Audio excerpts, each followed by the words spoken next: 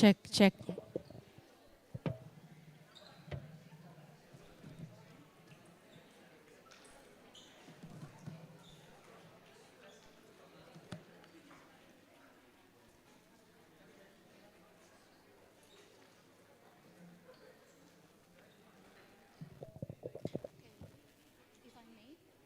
Okay, thank you.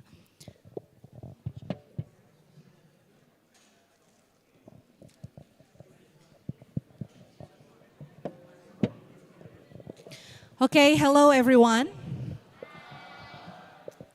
Boleh mending duduk, mending berdiri. Duduk aja nggak apa-apa ya? Oke. Okay, so greetings, good afternoon to you all. Bismillahirrahmanirrahim. Assalamualaikum warahmatullahi wabarakatuh. Okay, so the respective Professor Suziana as the Director of the Center for SDG Studies of Universitas Pajajaran. Hello Ibu, please give a round of applause. Okay. Also Pak Ahmad as the Executive Director of the SDGs Study Center of Universitas Pajajaran. Hello Bapak, thank you. And also Dr. Arvin Sudirman as the Head of Department of International Relations. Of course you know him already. Thank you Pak Arvin for being here. And to our distinguished speaker, Professor Brandan Hao from the Graduate School of International Studies, Ihwa Women's University, Korea. Thank you Bapak. And all distinguished guests, all students, participants, good afternoon to you all. Today, I will be your moderator. For you who may not know me first, so my name is Anggia Utami Dewi from the Department of International Relations. And I'm very pleased to see you all of here and welcome you to this guest lecture with a very interesting topic today, as you can see. SDG 16, Promoting Peace, Justice, and Strong Institutions.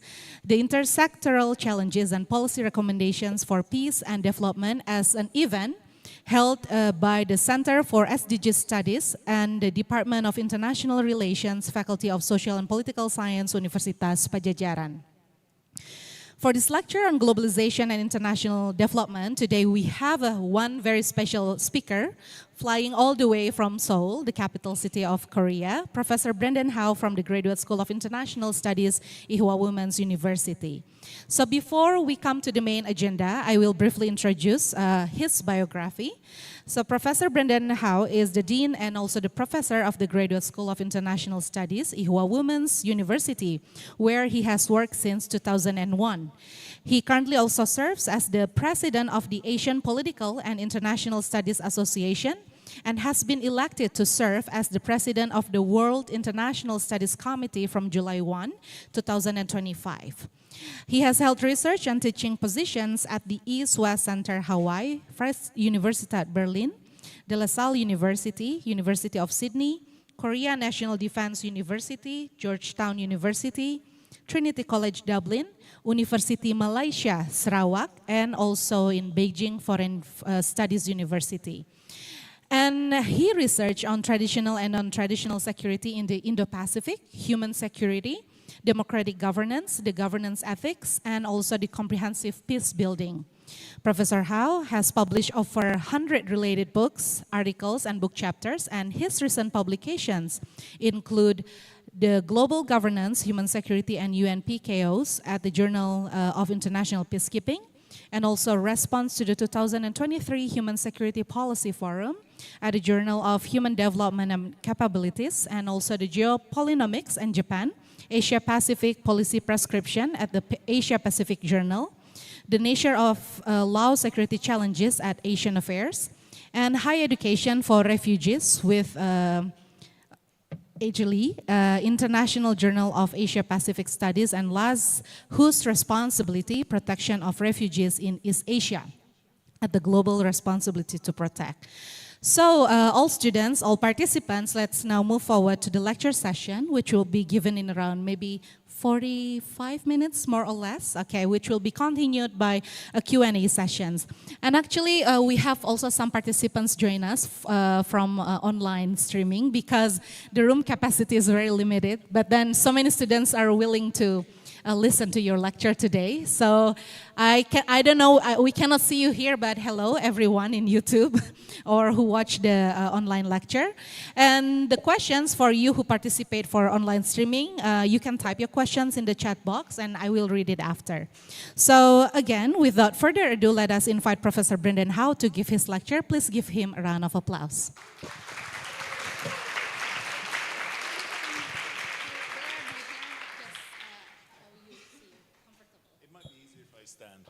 So is this working? Yes, good? Working very well. Be careful. Disaster.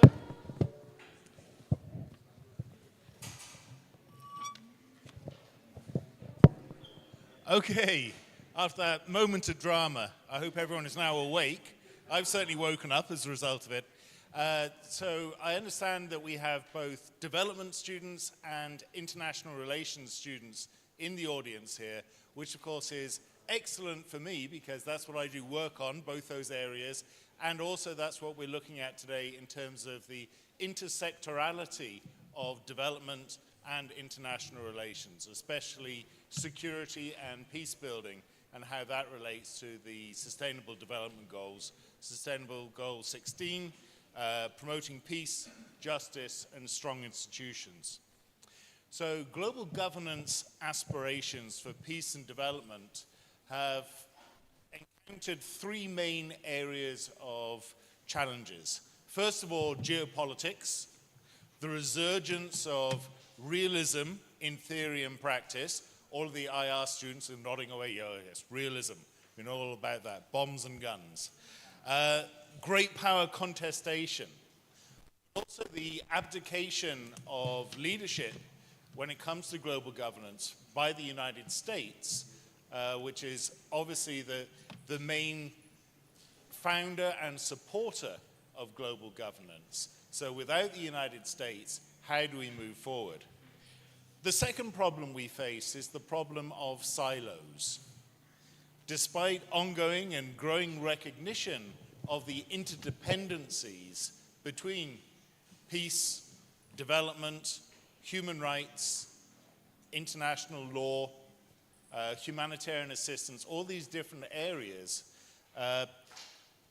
generally we see different policy communities and indeed academics pursue their own narrow focus. They stay within their disciplinary boundaries, which again is why it's so great that you're all here today. So there are lots of different manifestations of global governance, which is the attempt to govern globally without a government. How can we do that? Well, what are we looking to do through global governance? We're looking to do the same sort of things as we want from our national governments. We're looking to reconcile conflicting interests in accordance with the rule of law. We're looking to generate, but also distribute collective good. So just distribution of collective good. We're looking to provide security for all. But each of these tends to be pursued independently in the international arena. Domestically, we're quite comfortable with bringing them all together under one government. But internationally, we don't have so many synergies. The third challenge we face is the considerations of cultural relativism, exceptionalism, and exclusion. The global governance, as the name implies, looks at the global community, looks at a degree of universalism. But sometimes universalism is seen as not applying to certain groups. Either those groups feel that they have a different perspective to this universal perspective, or they reject universalism as in fact being Western hegemony, or they are excluded by the Western hegemony from full participation. So they're excluded from the universal narrative, and they're forced to occupy a subaltern position. Or they hail from a different epistemological background, and this is very common in research on Asian perspectives. They're seen as having a different historical, cultural, epistemological background, and therefore they don't see themselves as being bound by the same norms as perhaps the dominant discourse from the West. So what I want to look at today is in what ways have we responded to these challenges, especially at the United Nations, but also what further can be done to overcome these challenges to the global governance mission, especially the global aspirations for peace and development. In doing so, I want to further recognize the need for regional and subaltern voices to be empowered, but also to provide leadership. And I know this is a very hot topic in Indonesia at the moment. What is Indonesia going to do going forward? How is Indonesia going to pursue its own independent policy on the global stage? Is Indonesia a middle power, or is it something more than a middle power? And we have the same discussions in South Korea. Yes, probably next. There we go. So, in the current strategic operating environment, the multilateral order faces the challenges of US abdication, increased contestation between the United States and the other great powers, China and Russia, the rise of non-traditional security perspectives, new security challenges, a broadening of the scope of inquiry along the x-axis of issues from a strict focus on national security in a hostile operating environment. We also, however, see a broadening along the x-axis of issues from to include lots of other issues related to security governance that would not normally be considered part of the security paradigm. Furthermore, we see a broadening along the y-axis of referent object. Instead of just looking at the security of states or looking at international and therefore collective security, increasingly we've built up along the y-axis of referent object to the biosphere, the global biosphere. But we've also built down in terms of referent object to vulnerable individuals and groups, the human security paradigm. So the international community has begun to address threats not only between states, but within states, and focus on the security of people in addition to that of states. This shift in focus to individuals and vulnerable groups means that we're not only considering efficient governance when we're talking about good governance, we're talking about the morally correct path we should take while governing.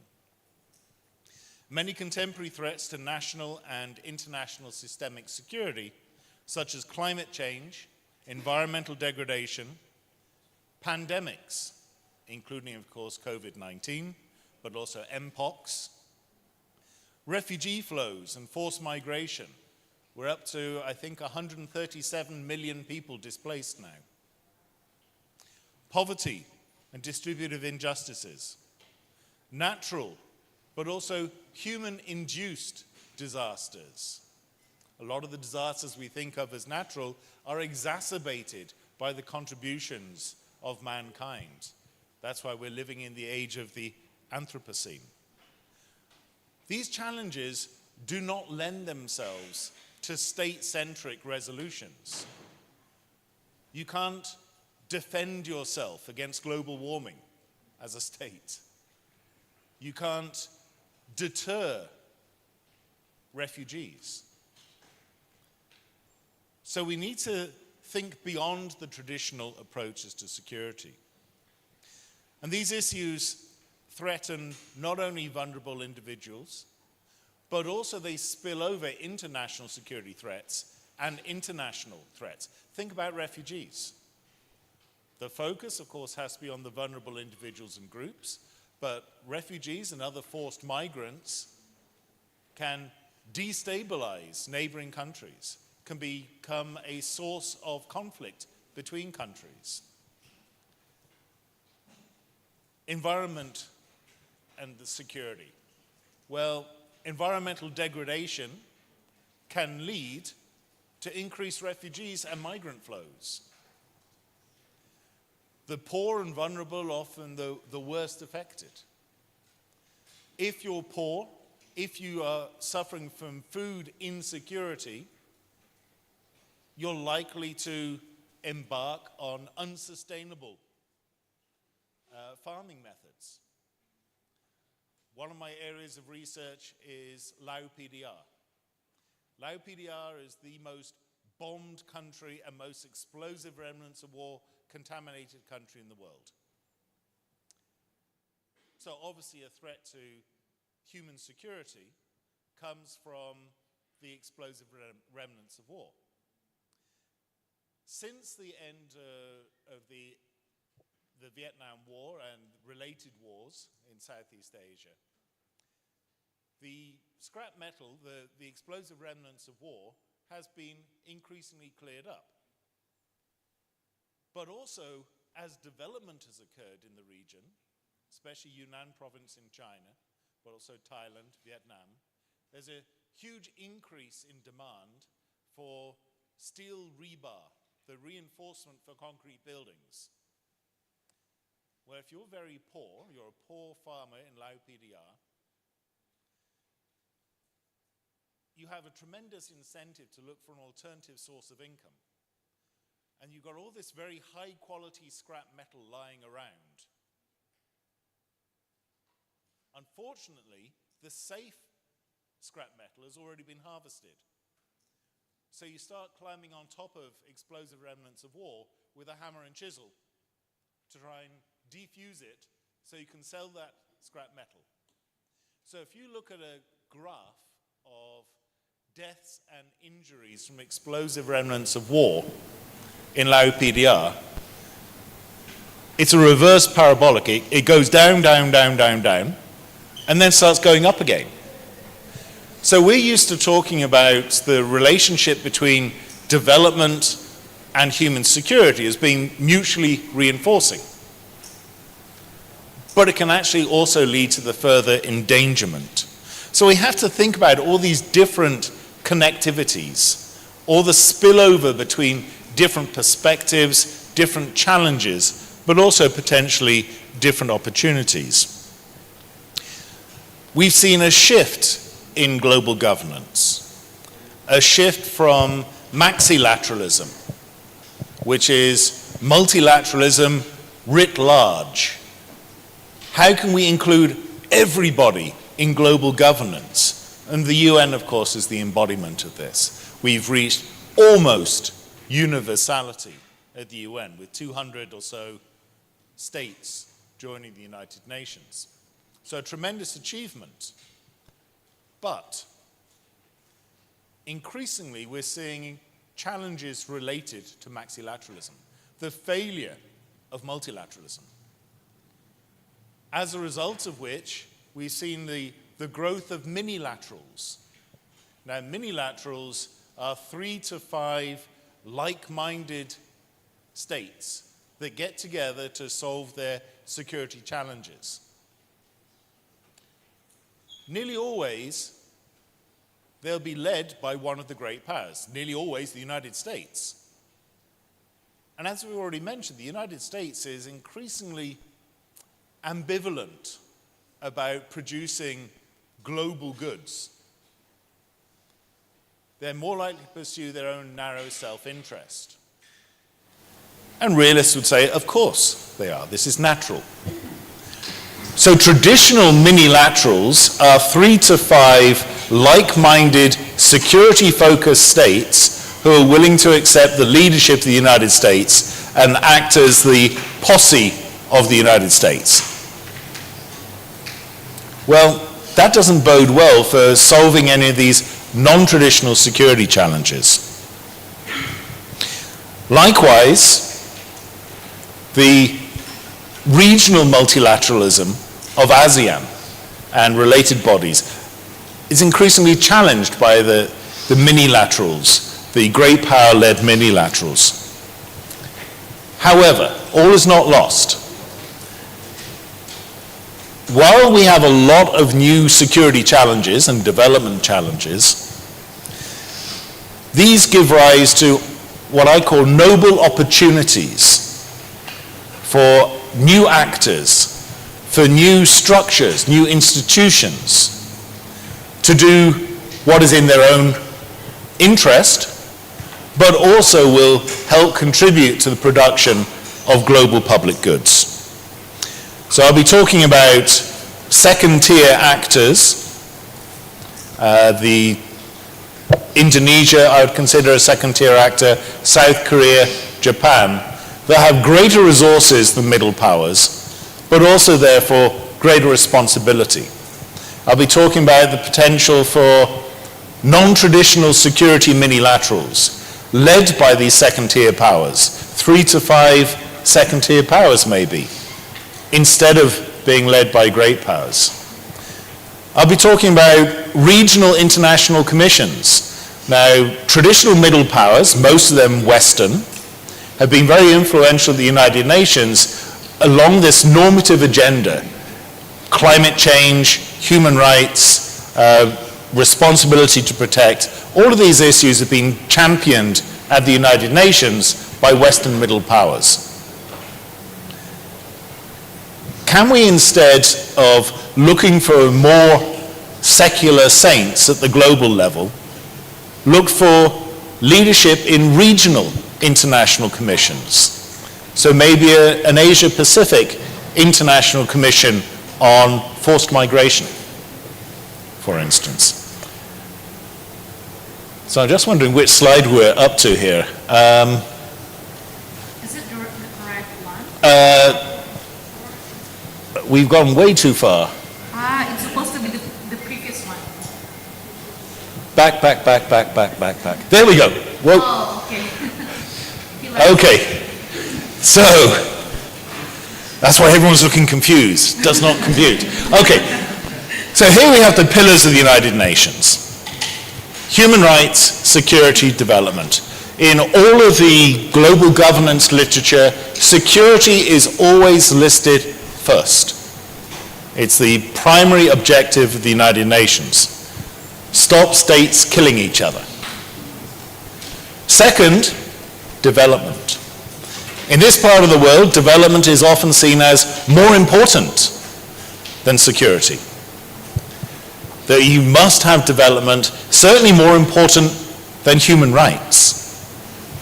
Because the ultimate right is the right to live or not be left to die.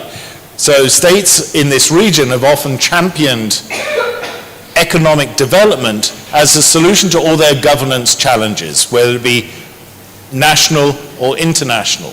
This has been called econophoria, the attempt to solve all our problems through economic development. But you'll see from the Venn diagram here that these pillars overlap, they intersect.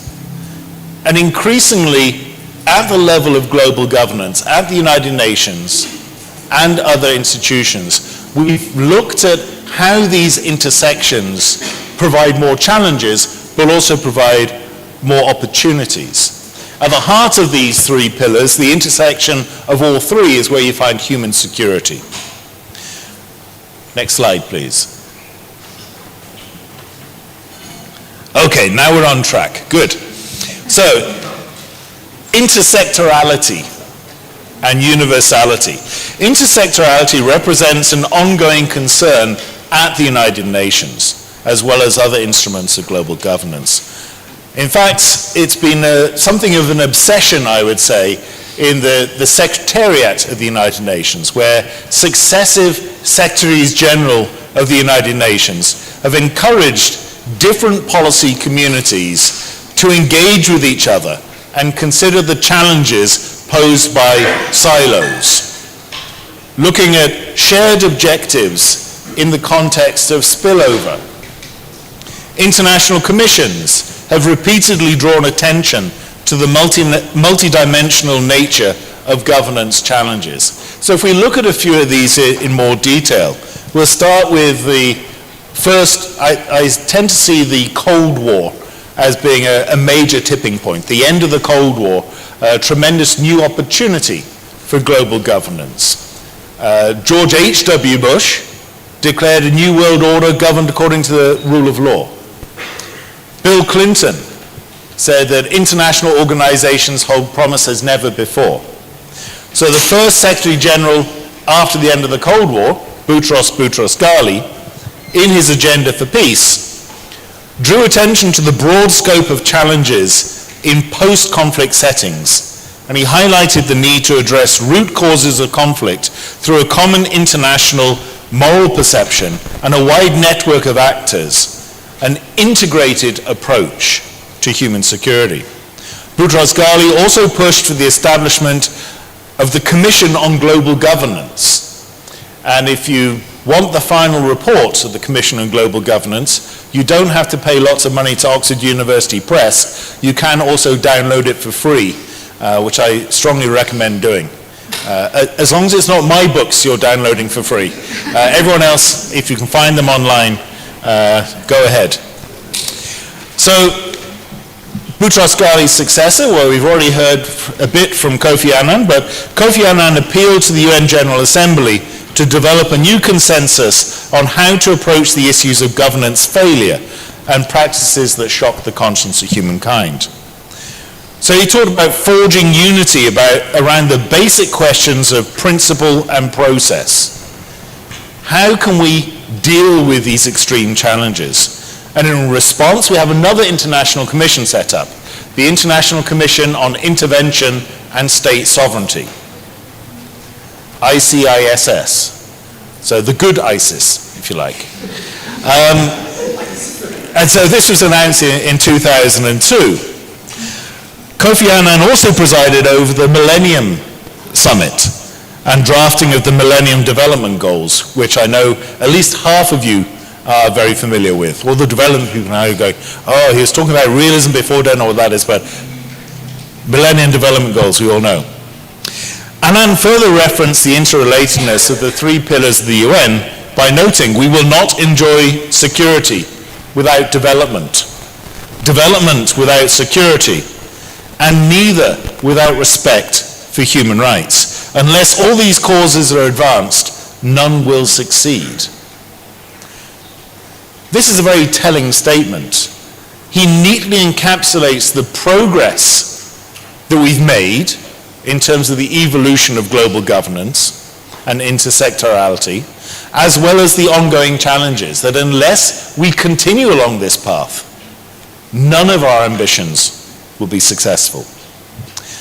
Ban Ki-moon, Korean Secretary General of the United Nations, closely identified with the 2030 Agenda for Sustainable Development, adopted by all UN members in 2015, which of course created the 17 World Sustainable Development Goals.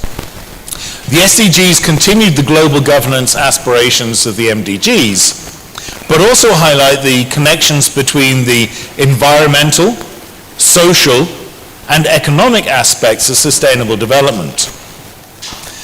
Climate change has also long been a concern for Ban Ki-moon. I've had the good fortune to meet with him and chat with him on several occasions, and he really has two obsessions.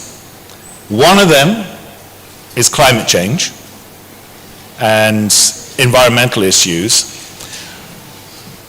but also he's heavily involved in work addressing the intersections of development, security, and human rights.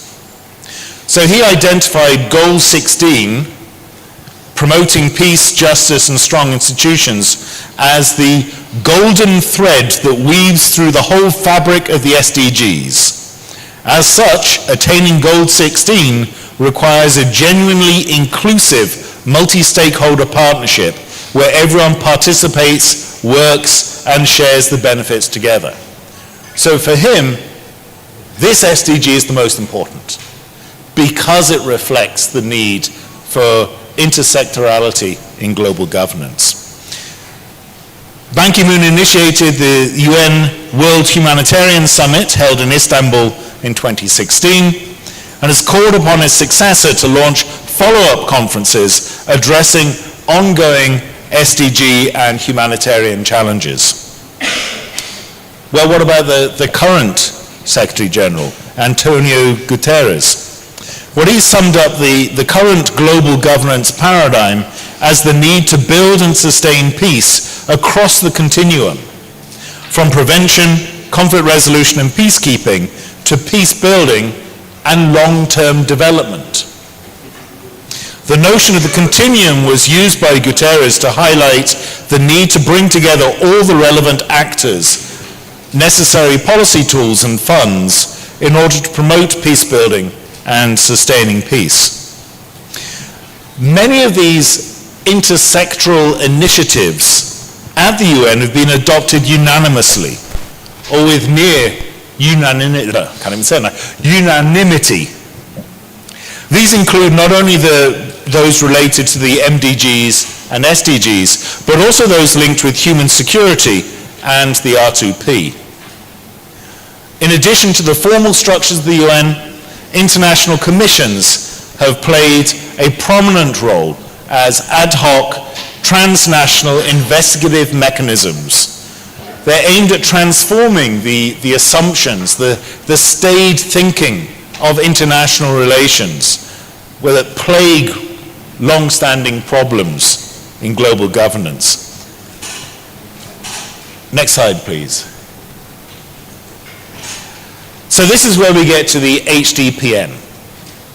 The Interagency Standing Committee, a humanitarian assistance forum at the United Nations, has emphasized that crises, whether they manifest as conflicts, disasters, or socioeconomic shocks, often cannot be solved by one set of actions alone, and that addressing them, humanitarian, development, and peace actions all have an important role to play. The committee has therefore championed what's become known as the HDPN as an attempt to encourage intersectoral cooperation.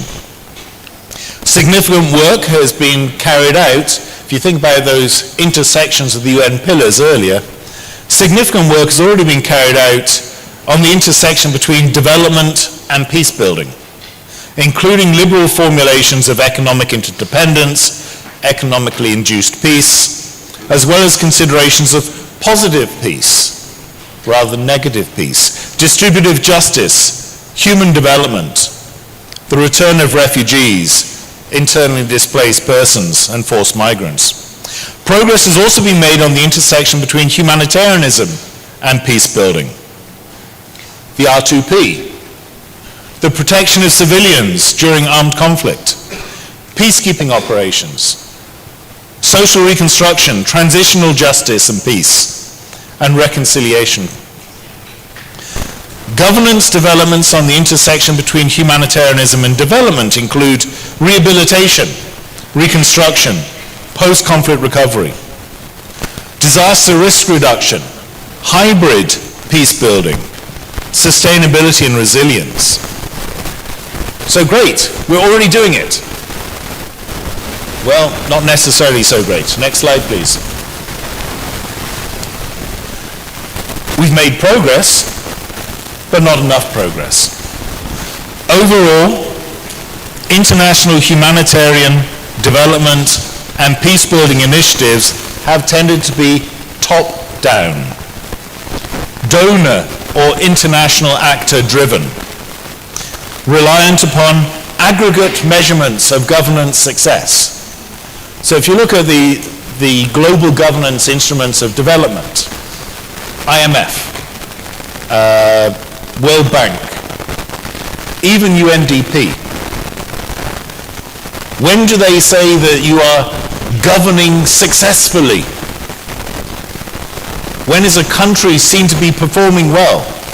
When they rise up from least developed to lower middle income, to upper middle income, to developed country. These are all aggregate measurements. How do we achieve these aggregate gains? Oh, let's build some big hydroelectric plants. Yes, that will give you an aggregate gain in your GNI per capita or GDP per capita. But it also have an extremely negative impact on the most vulnerable people who are relocated. We see lots of examples of that in developing countries, but also middle-income countries, even indeed in developed countries. We also see these, despite all this emphasis on collaboration, still each of these tends to be pursued independently, or at most 2 out of the 3 legs are pursued together. So global development governance has historically focused on top-down policy prescription from the major donors, and if you don't do as you're told, you don't get any more development assistance. Efficiency, transparency, accountability, these are the major benchmarks and buzzwords. International policy prescription seems to revolve around the concepts of fiscal prudence, economic neoliberalism, the introduction of multi-party democracy, if you want to continue to receive the funding. So these approaches, I would argue, these global governance approaches to the problem of development are hegemonic and hierarchical in terms of both actors and issues, prioritizing what Western liberal societies or Western-dominated institutions think is good for those who are benefited, rather than considering local circumstances and interests. So this embodies 2 further challenges for the future of development studies and practice. First, the need for more bottom-up, human-centered focus. Second, the need to incorporate subaltern voices and perspectives from other epistemological communities. Furthermore, global governance development initiatives, such as the MDGs and SDGs, despite paying lip service to the security pillar, I'm now undermining my whole reason for talking about UN SDG 16, only pays lip service to the security pillar.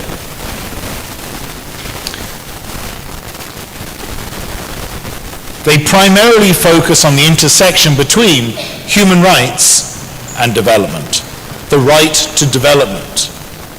They don't take adequate account of what peace-building community is doing. In fact, they don't consult the peace-building community. So the whole HDPN, when I speak to my friends in the peace-building community, they haven't even heard of it because the development and humanitarian sides have not reached out to them. If we look at the IASC, the Interagency Standing Committee sponsored Grand Bargain, which identifies the HDPN, it continues to focus primarily on the humanitarian development nexus. The same is true of the New Way of Working, which calls on humanitarian development actors to work collaboratively together towards collective outcomes. But there's very little mention of peace building, and the major peace building actors are not included. So to address the demands of intersectorality in global governance, development scholars and practitioners must better engage their counterparts in the international relations and peace and security communities. So it's good you're all here in one room. You can engage with each other. So next slide, please. Oh, too far. Yep. There we go. That's the one. So how do we go about this? Well, importantly, I think we need to move even further away from the state centricity of global governance. We need to focus on human centering in global governance, and in particular in global development governance. The international development community at the UN and beyond have been actively trying to respond to the need for human-centered development governance. Most obviously, the UNDP has championed human development, a concept that refers to the process of widening the options of persons, giving them greater opportunities for education, healthcare, income, employment, etc. The Human Development Index was developed in 1990, has been used since then by the UNDP in its annual Human Development Report. The UNDP's Human Development Report 1994 is seen as the most important foundational document for human security, the seminal text on human security.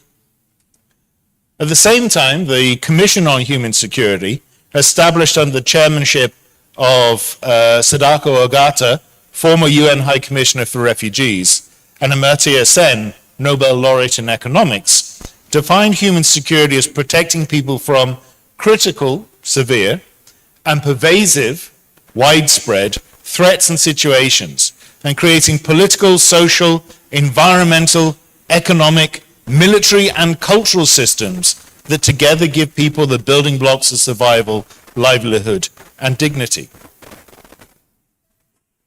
But the UNDP and other development agencies seem to forget about human security for a while after that, until 2022.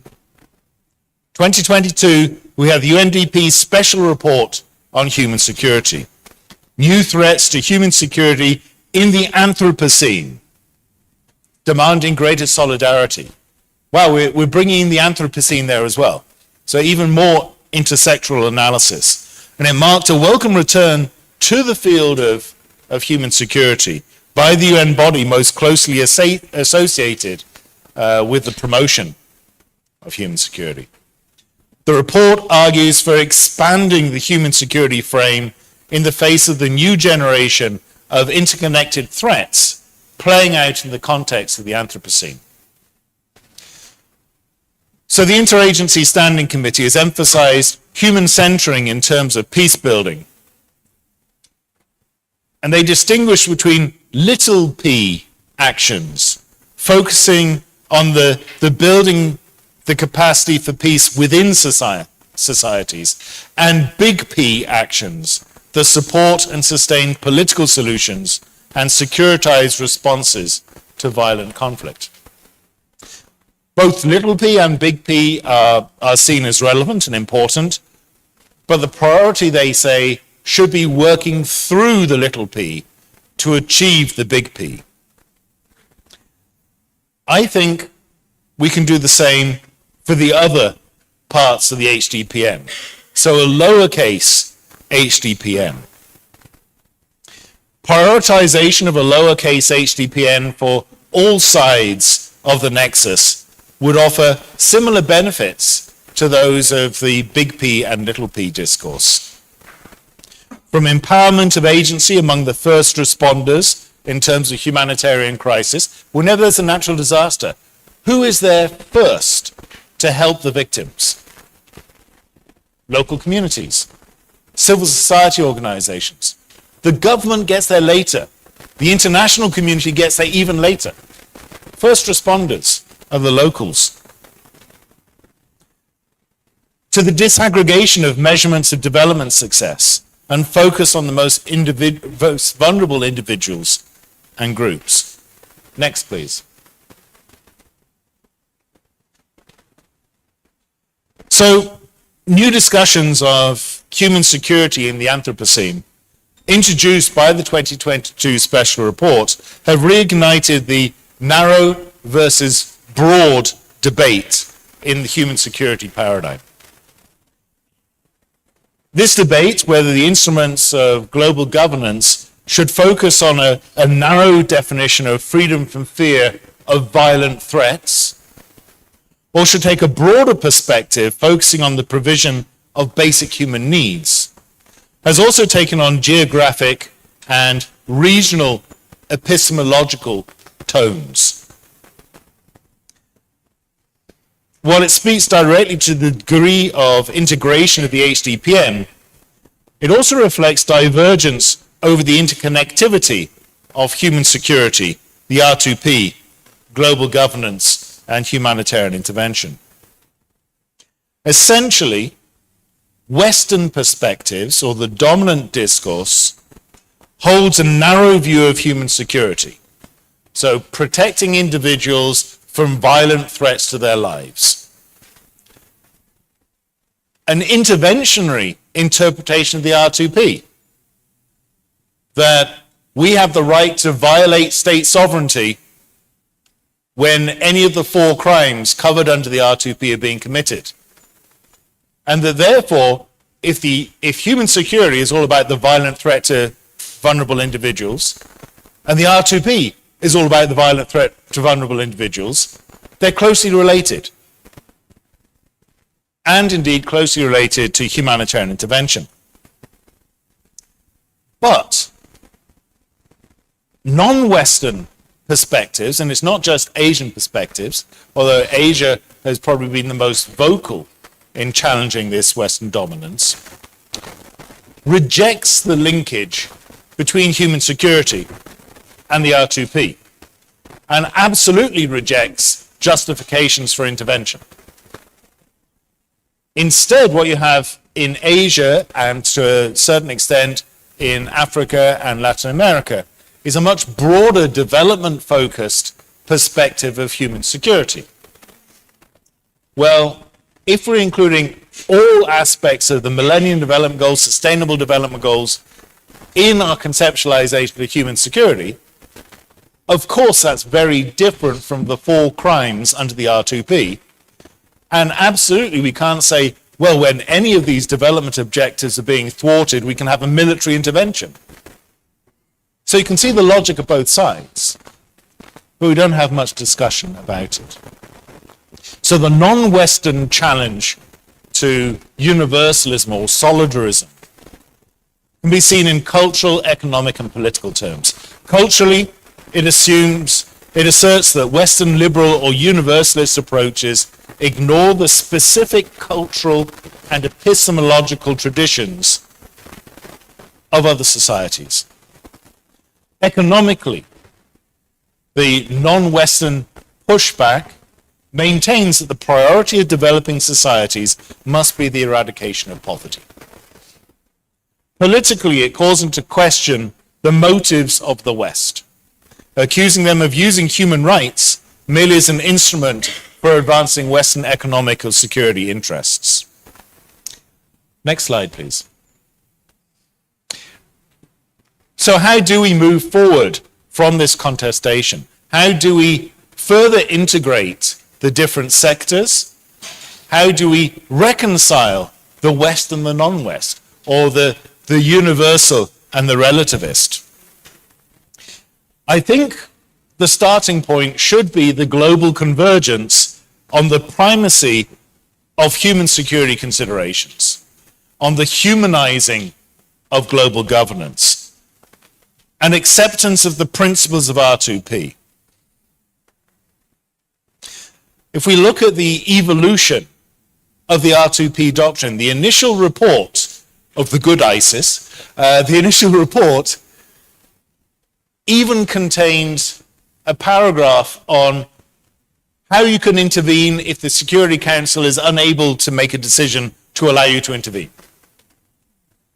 It had a paragraph talking about how governance failure in the face of environmental disasters could also trigger intervention.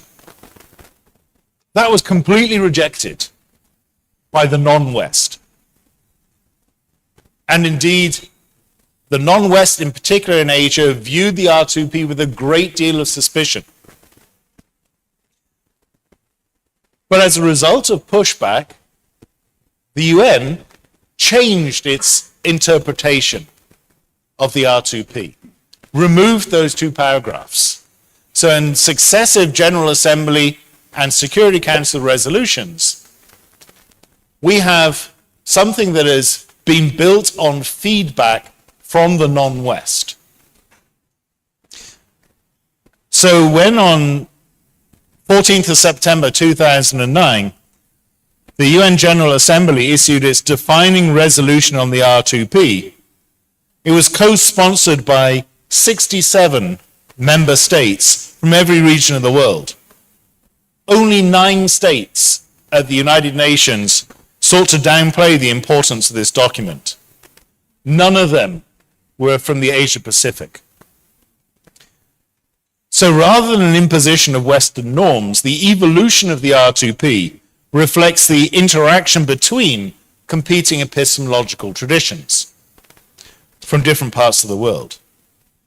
It represents an overlapping consensus, things we can agree on, even if we come from different epistemological traditions. And things we can agree on are that state sovereignty is important, but with sovereignty comes responsibility, both domestic and international responsibilities. All those who govern have a responsibility to protect people threatened by mass atrocity crimes. All those who govern have a responsibility to counter human vulnerabilities, regardless of the source of existential threat. So this approach doesn't try to impose things from above. It looks in areas that we agree on and tries to build on them. It considers factors that are absent rather than those that are present.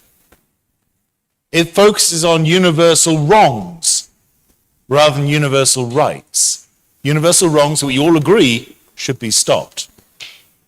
So this indicates that the inverse or negative manner in which the human security concept was expressed by the UNDP in 1994 is essentially correct. Freedom from. So freedom from arbitrarily being put to death. Freedom from being left to die. Freedom from the want of basic human needs. And I think all epistemological traditions can agree on that. So the future of global development governance should involve hybridization of approaches and perspectives. Again, it's beneficial to look at other policy communities, such as international relations, peace building, and security studies. Within these discourses, hybridity is usually referenced regarding comprehensive and holistic approaches that embrace global or universal and local grassroots perspectives and initiatives. They're often seen as more effective because they empower the subaltern, while still promoting an overlapping consensus on best practices. Within the development policy discourse, hybridization could involve not only global and local, but also universal and relativist. It can be used to further break down the barriers between the silos of the HDPN and the lowercase HDPN. And I think I've probably gone on too long, so next slide. Thank you very much. I welcome questions and comments. Okay, thank you. Thank you very much. Thank you very much, Professor Han, for a very interesting lecture. I think I put so many notes here. And actually, we have so many big questions already from the chat box, so please be ready. So we've heard, I think one of the most important point you mentioned, the last part, hybridization. It's easy to, theorize, but then implementation is not as easy as we always expect. I think you mentioned the last part that while we try to involve not only the global, local, but also both universal and relativist views to this approach, it could further break down the barriers between the silos, which is, I think you mentioned all the 3 main challenges you mentioned in the beginning are very important: the geopolitical conditions, the silos, as well as the cultural relativism. Before we go to the questions on the chat box that I received, I would like to invite the class. Is there any questions? Okay, we have one here. And then another questions? Okay, 2. Okay. Okay, let's hear for two questions. Please identify yourself and then give your questions. Ada mikrofonnya? Okay. Siap. Please use mine. Yang di belakang boleh ke depan nanti.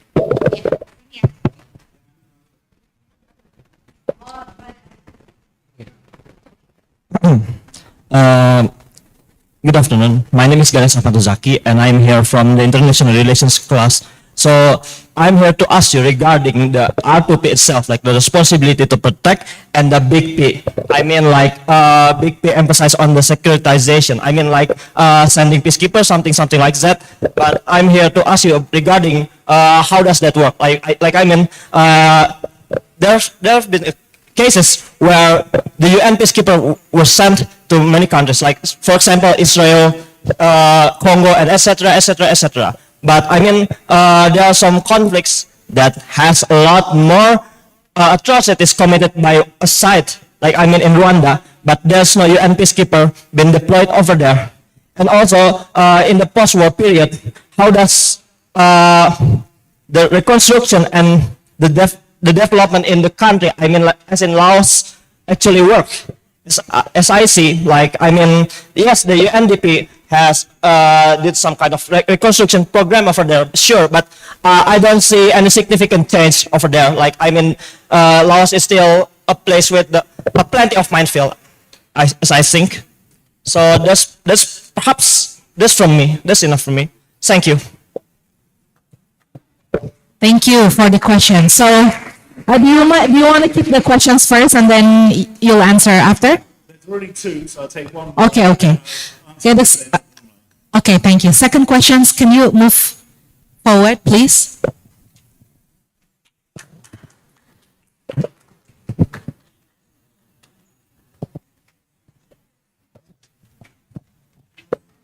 All right. Thank you very much. Good afternoon, Mr. My name is Raja, and I am from International Relations student in second year. I want to ask a single question. Yeah. As we all know, it has been 10 months since the Israeli-Palestinian conflict, but so far, no single international institution has been able to stop the IDF brutality in Gaza. This conflict clearly involves many aspects of human security and proves that solidarity between countries in the world is very politically motivated rather than peaceful. My question is, can the inability of international institutions such as the ICC, or even the UN itself be considered a setback for the progress and sustainability of global institution itself? And how far is the effectiveness of existing international institutions progressing if in fact they cannot fight against great powers? Thank you very much.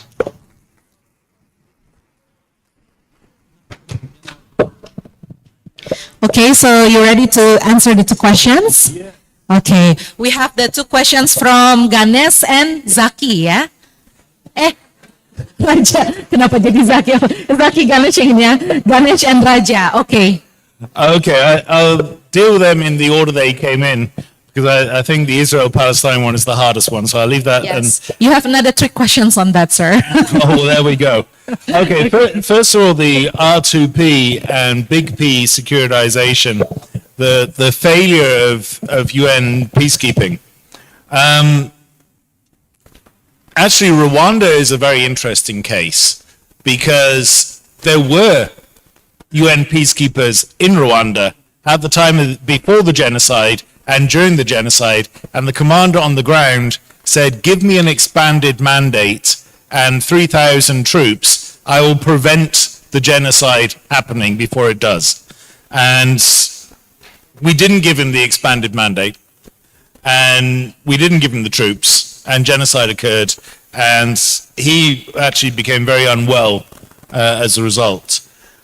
However, Rwanda is an important watershed for peacekeeping and peace building. Because first of all, it marks a departure from immunity to accountability of great powers. The reason that Bill Clinton's administration refused to use the G word was because of an awareness that if you acknowledge genocide is taking place, you are obligated to do everything in your power to punish and prevent the crime of genocide. So that's why Bill Clinton didn't want to use the G word. So that shows we didn't even care. During the Cold War, it wouldn't even have been a question. No national interest, we're not going in. Another problem for Bill Clinton was that he had signed a presidential directive after the Somalia debacle, which meant that he was not allowed to take action unless US national interest was involved. The Congress forced him to sign this presidential directive. What makes Rwanda interesting is that everyone comes out of Rwanda looking terrible. And everyone says never again. The next time there were gross crimes was Kosovo. And Bill Clinton pushed for intervention. In fact, even more, Madeleine Albright pushed for intervention over Kosovo. And I was able to ask Madeleine Albright, she pushed so hard it became known as Madeleine's War. I asked her, was it guilt over non-intervention in Rwanda that made you push so aggressively? And she said, yes, absolutely. A straight answer from a politician. So unique, I think. So I've published that answer many times since. But Kosovo, there was no national interest involved. There's nothing, there's no oil, there's nothing worth having in Kosovo. It's the poorest part of Europe. And yet, UK and US pushed hard for intervention, even though it was illegal. Because there was no invasion, so there's no collective self-defense. There was no preemptive strike because it didn't pose a threat to anyone else. It wasn't even genocide. Yet they pushed for intervention because of the guilt over Rwanda. So it doesn't mean that we've reached a position now where we will always intervene when human rights are being affected. National interest is always going to be important. But to even be having this discussion shows a shift in the global governance paradigm. This kind of spills over into the Israel-Palestine thing as well, that politics is the art of the possible. And get the right Secretary General of the UN, I think it was Kofi Annan, who said that just because we cannot always help does not mean that we're absolved from responsibility to help when we can. And that's what we have to focus on. Your second question was related to development and human security in Lao PDR. Again, you are absolutely correct that Lao PDR is still grossly contaminated by explosive remnants of war. We do have increasing insecurity, while at the same time, Lao PDR has managed to join the WTO, is on course to become a lower middle income country, while its people are still dying as a result of this and other insecurities. But again, there's pressure on those who govern, or there has been, those that provide leadership to do something about it. Barack Obama went to Lao PDR and said that cluster munitions, which are the main contaminants in Lao PDR actually, it's not landmines, it's cluster munitions, that the US would not allow cluster munitions to be used in civilian areas anymore.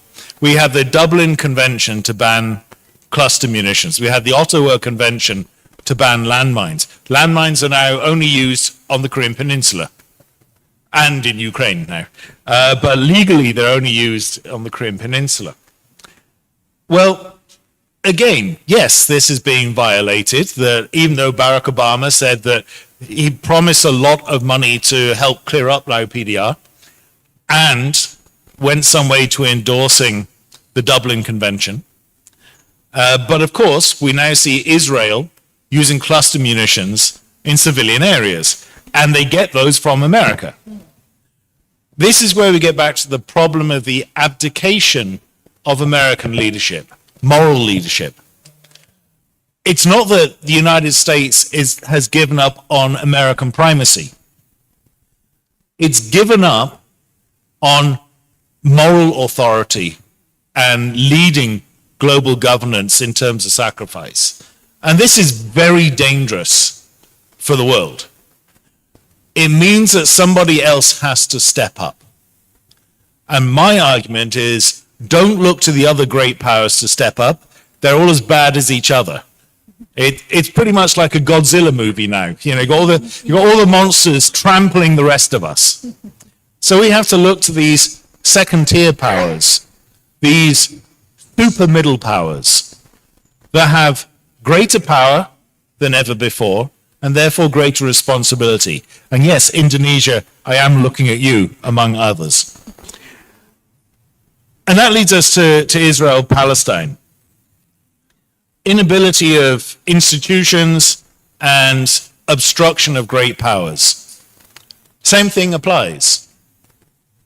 Yes, absolutely, the United States could have done more to pressurize Israel.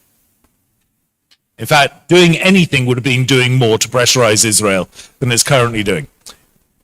But who is it that has led the charge to hold Israel accountable for its war crimes, for its violation of the R2P? It's actually the global south that's holding Israel accountable and going to UN institutions. You might say, well, international law is not effective. You know, even if we find Israel guilty of these things, it's going to carry on doing them. Well, it's a bit like saying that national law is not effective because there are still instances of people breaking the speed limit.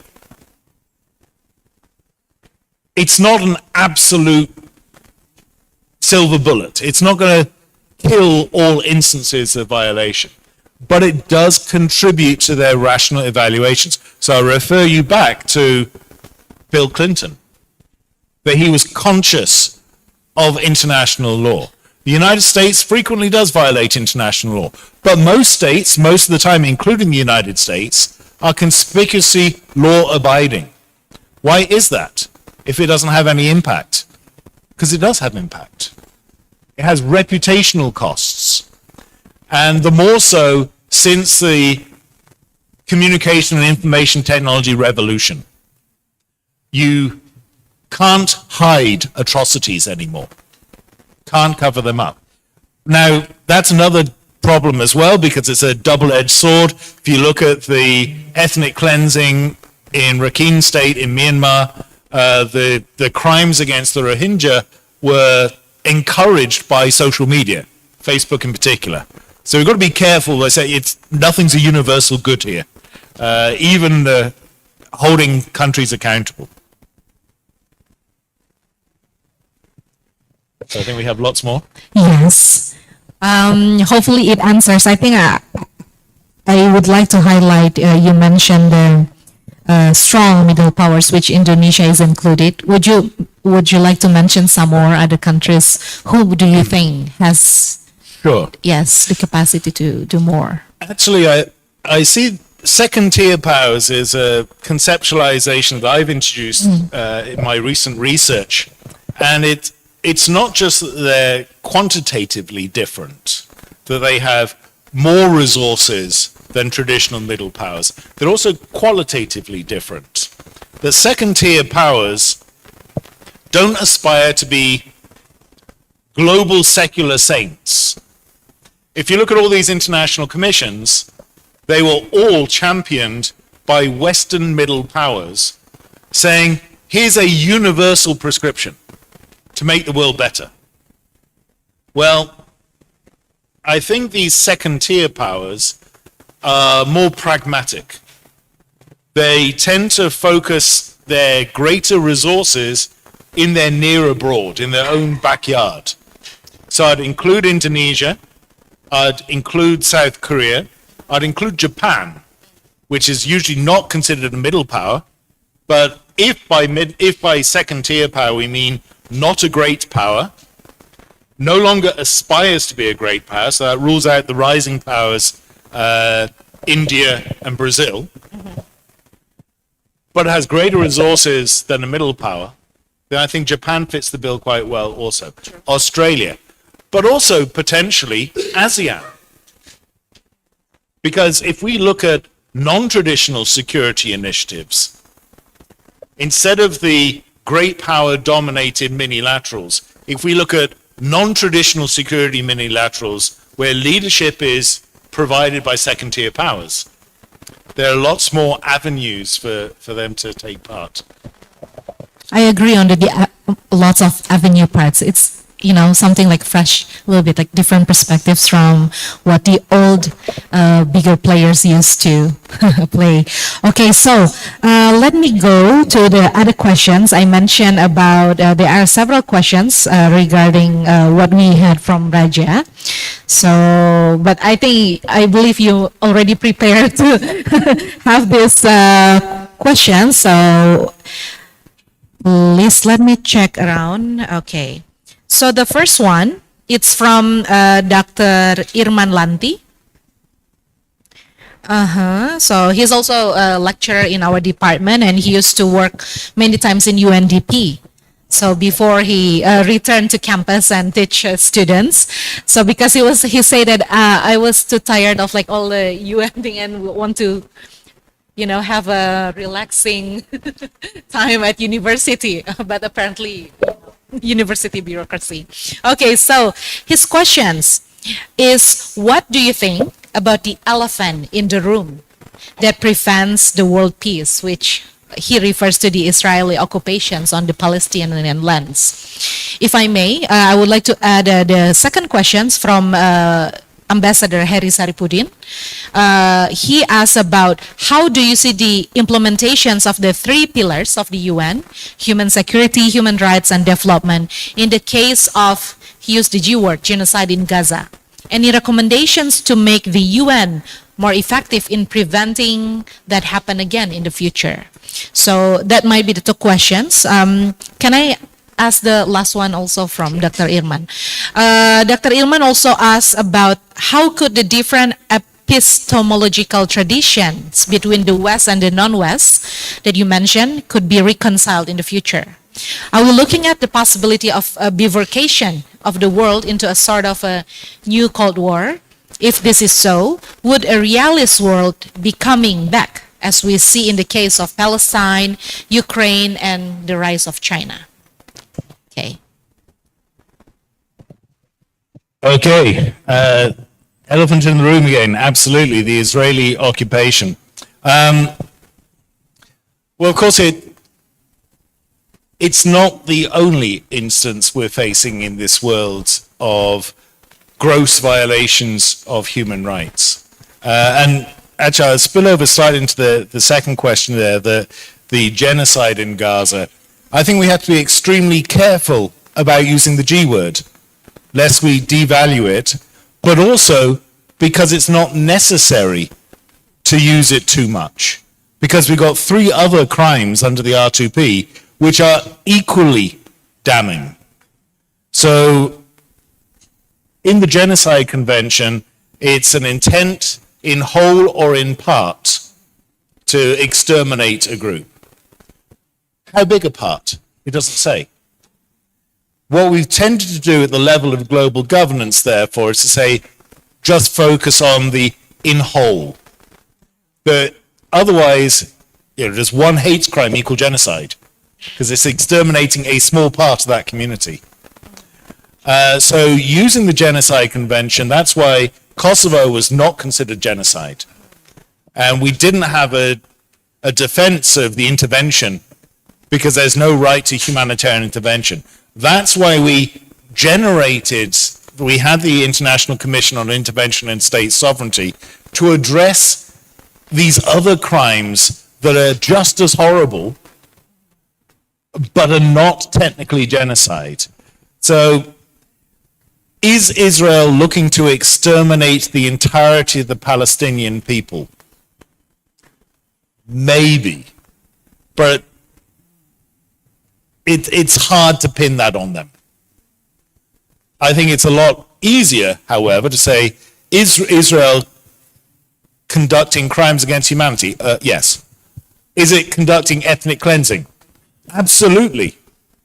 Is it conducting war crimes? Also yes. So you got 3 out of the 4. You don't need genocide to say that Israel is behaving horrendously. But as I mentioned, it's not the only place where we see this. Look at Myanmar. Now, again, reference has been made to the genocide of the Rohingya. It's not genocide, or debatably genocide, but you don't need it because the government of Myanmar is doing the other 3 crimes anyway.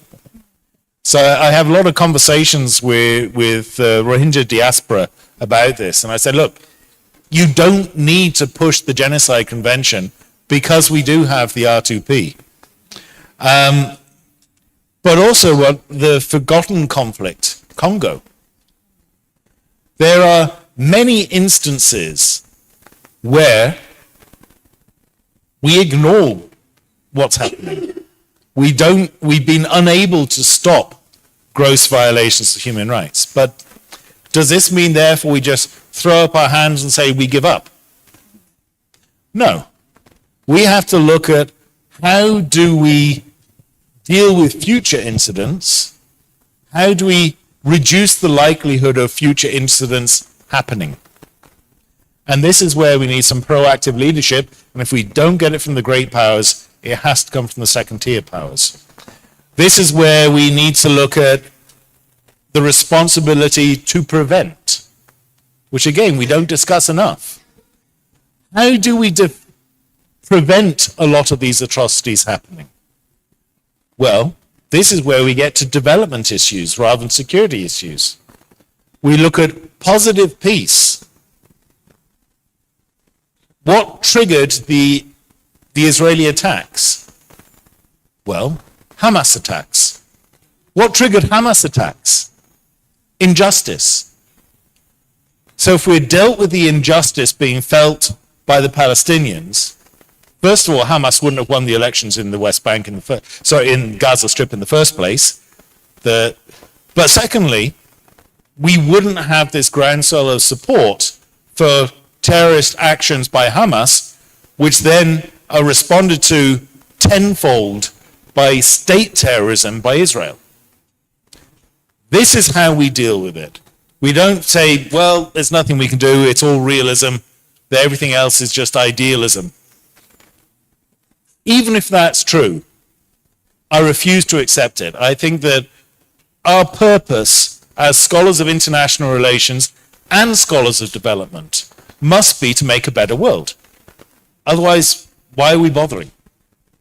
So, yes, we have a resurgence of power politics. Yes, we have a resurgence of realism. But realism has been put on the back foot before. We can do it again. The way to tackle great power inadequacy is not necessarily to confront them, but it's to shame them. If we go back to the development perspectives, all the development students here will be well aware of dependency theory, world systems theory, the idea that it's the structural position of poor countries in the global capitalist economy that causes poverty rather than any shortcomings on their part. What do we do about this? Well, in the General Assembly, we've got a built-in majority, so we'll vote for a massive increase in the UN budget, and that budget will be spent redistributing wealth. Well, this was the new international economic order. What was the response of the great powers? Britain and America, oh, well, we just won't pay our UN dues then. Done. What was successful, or much more successful, in establishing responsibility of the rich to do something towards the poor was shaming them. And this is where we get the Millennium Development Goals and Sustainable Development Goals. But we need to do the same with failures over human security. Shame them. True. I mean, I should take note at what you say. But then, if you may know, maybe like in Indonesia, this case has more like cultural relativism and the closeness, like identity closeness. That's why I think, without diminishing what happening also like in other parts of the world, like you mentioned, the other atrocities which are still happening.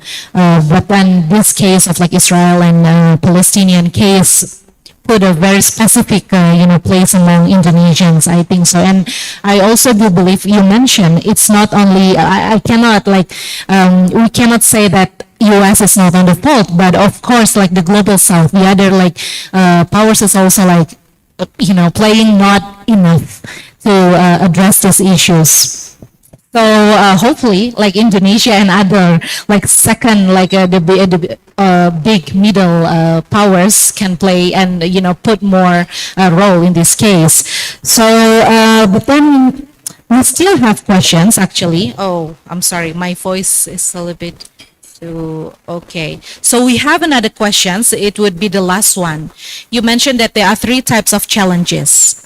But then the silos, the geopolitics, and the last one is the cultural relativism. Which one do you think is the most threatening in the case of like the governance and then the current development in Indonesia? I don't know whether you follow the Indonesian national dynamics, like political dynamics, but if you may put 1 or 2 like type of point of view, which one do you think would be the biggest challenges? So the most challenging for Indonesian domestic policy or foreign policy? I think both affects each other, but if you want to put more on the foreign policy, that's okay. I mean, in terms of foreign policy, probably the most challenging is geopolitics. In terms of domestic policy, I think probably silos.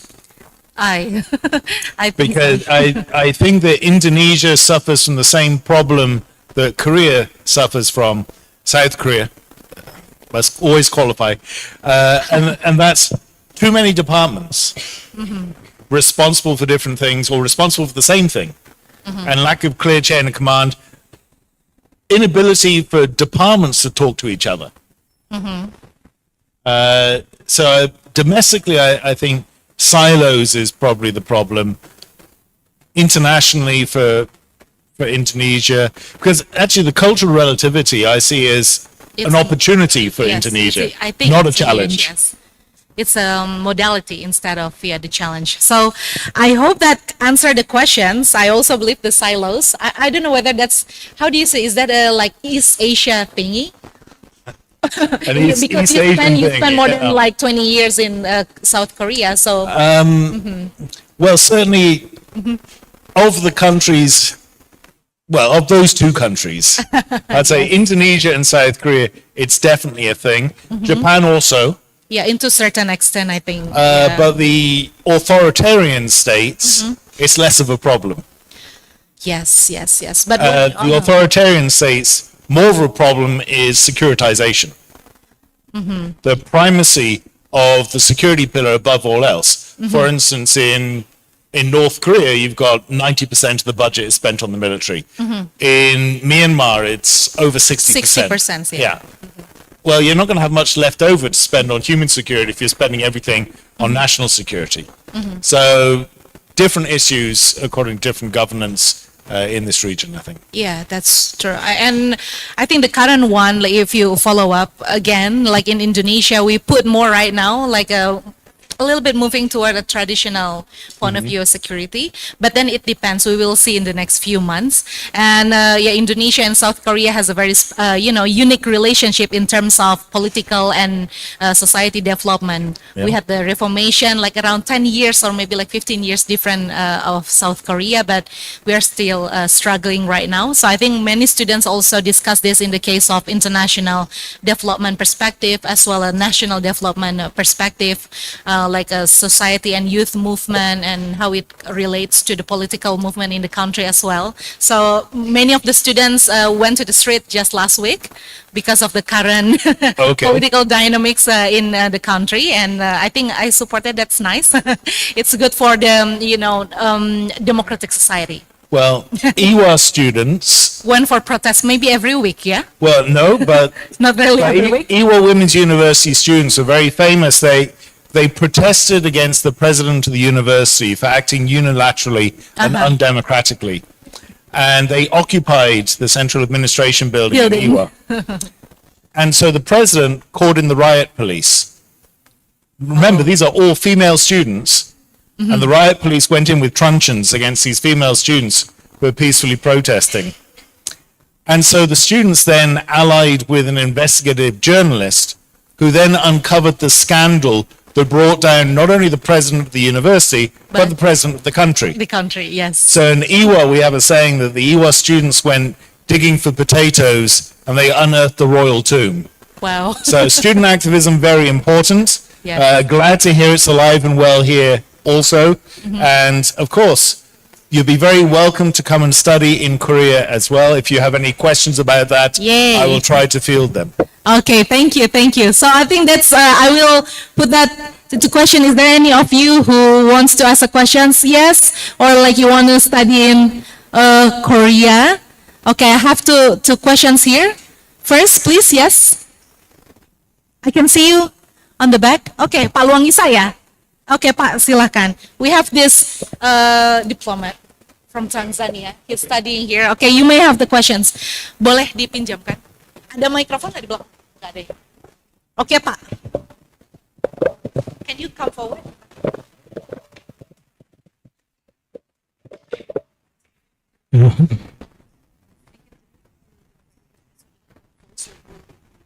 Yes. Thank you, Professor Hao. I'm from Tanzania. My name is Rwangisa, and I'm a student here at Pajajaran University. In your last set of presentation, you mentioned something about the security and peace. And as an African, I want to give you an experience from Africa about security and peace. As you might have heard, of late, there have been some strikes in Kenya and also in Tanzania.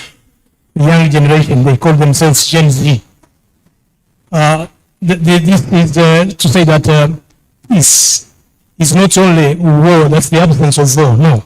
I think peace is also when the people are not satisfied with what is being done. For example, in Kenya, the young generation are not satisfied with what the ruling class is doing, and therefore they organize themselves through the modern communication techniques, and they forced the president to bow to what they wanted.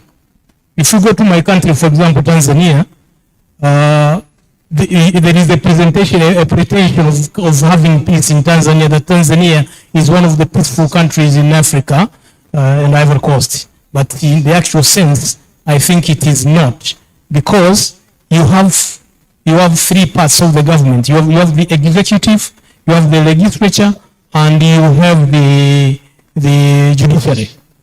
But the president, who is the executive, is the one who appoints the judiciary. How do you think that the judiciary would betray him? He will not. So they will sing the songs of the party. They will do what the president wants. And therefore, but the young generation are not satisfied with this thing. Therefore, this is where the problem in Africa comes. So I would like to hear your comment about that. Thank you very much. Thank you. Second question? Yeah, okay. This is the last question for today. Okay, I want to ask about.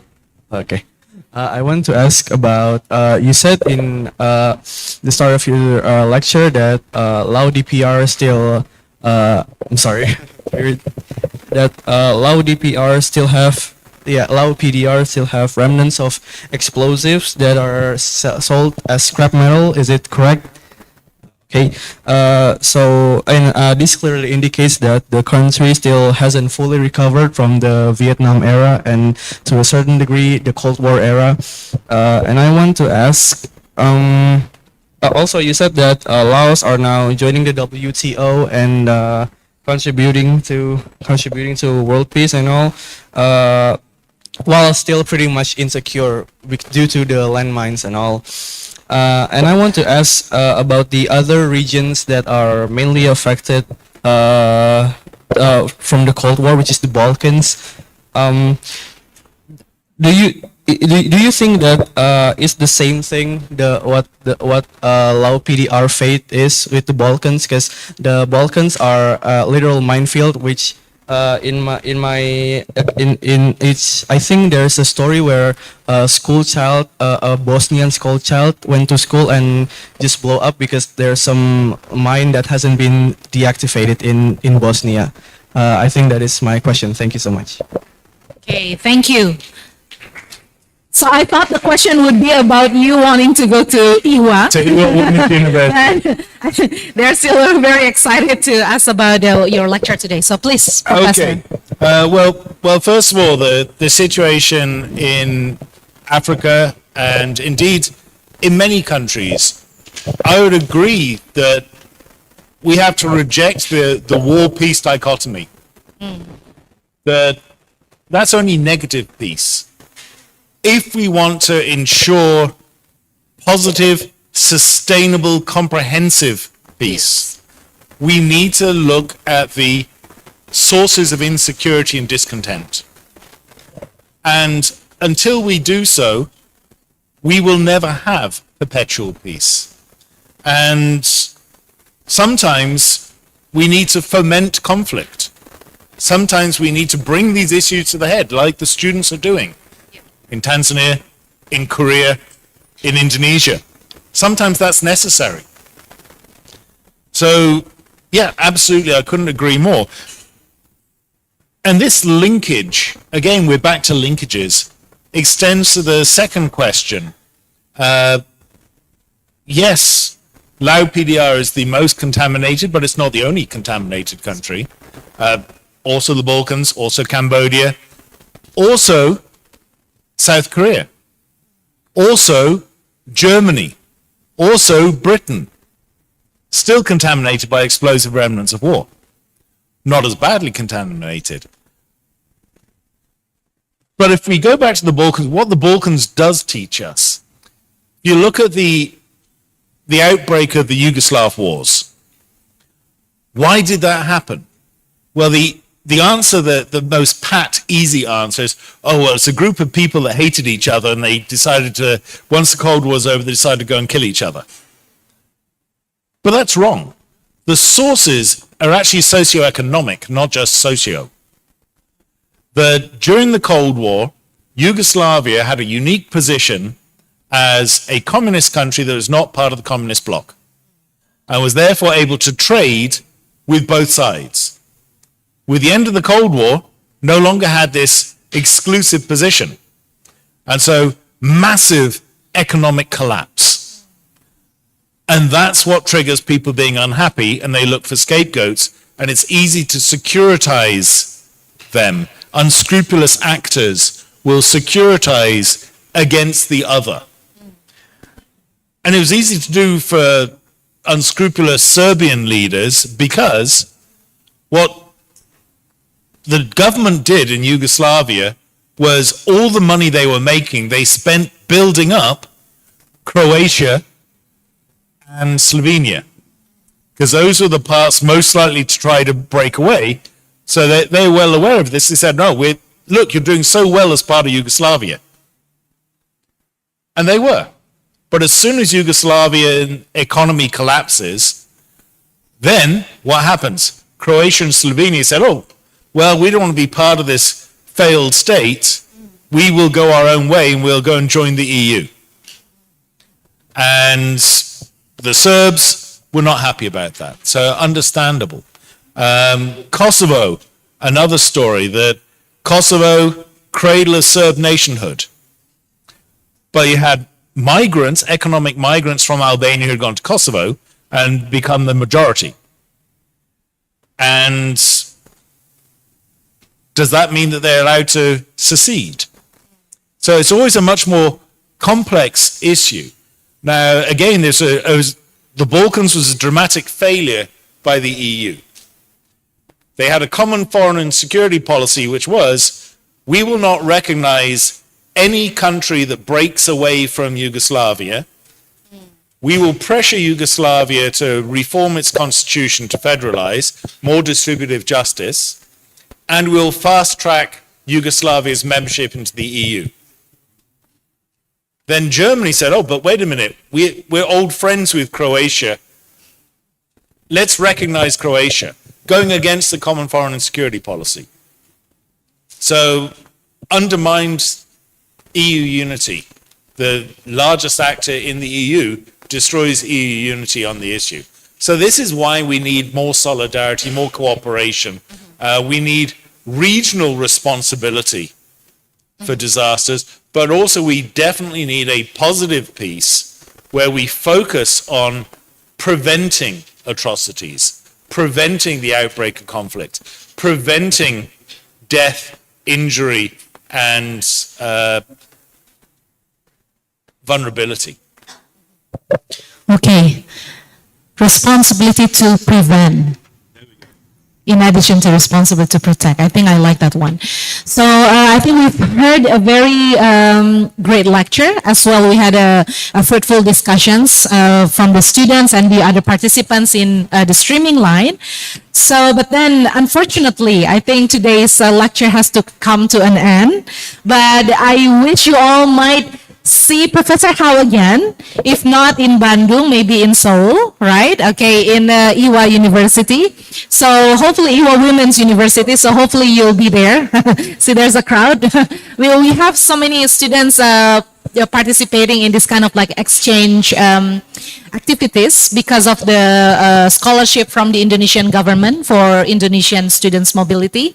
So hopefully next year, some of the students who are here today will be maybe sit in your class. That'd be great. That would be great, yeah, hopefully.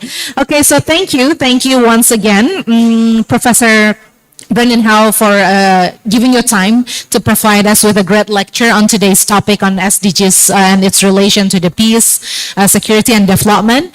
And before I close this lecture, could you please give one closing statement for the students? It could be about the topic you presented today, and as well it could be, for the students who might have a future interest to study in IHWA. Please.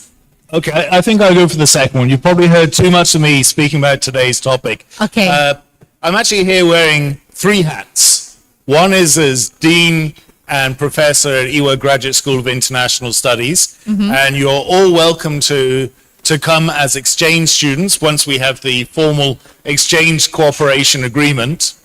You're also welcome to come and join IWA to seek a degree. Yeah. If you are female. Exchange students, males Female are are okay. but degree-seeking students Female must only. be female.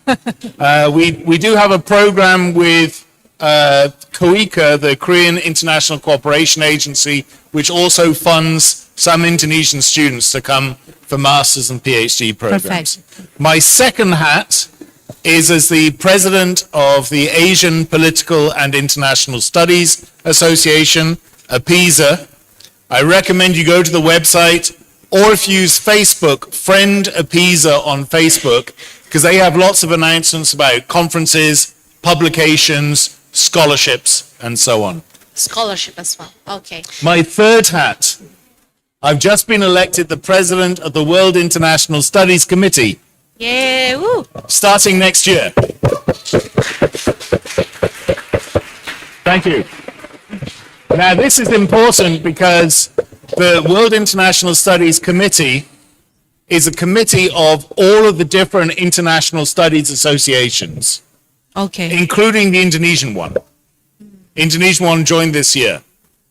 And as I represent APISA at WISC, Peace. I want the next conference to be in Asia, Okay. the next world conference, global conference.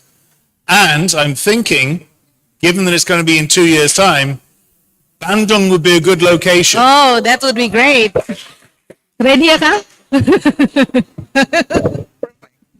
Okay. So is it biannual conference or annual? Yeah. It's every 2 or 3 years, but we're going to try and do it every 2 years going forward. Okay, okay. Hopefully, if all the committees, so you, of course you have the biggest power, but hopefully we can have and held the World International Studies Conference, right, in Bandung, yeah, because we have a quite great history on having a great international events in Bandung, so why not, right? Empowering the Global South. Exactly, Asia African Conference. Okay, so thank you once again, Professor Bernard Howe, for being with us today. And I would like to thank you, of course, for coming all the way here, flight all the way here, and coming from the city of Bandung to the suburb of Bandung. This is the city of Jatinangor, yeah? And for giving your valuable time and share a great and very interesting presentation today. And I believe this lecture today provides us with a great impact and benefits for all the students. Once again, please give him a big round of applause. Thank you. And, okay, we may have a last picture. If it's possible, you can stand here and they will take the picture with all the students, if I may. Thank you. Bapak Ibu ikut ke depan ya di sini. Careful. Okay. So much. Very good.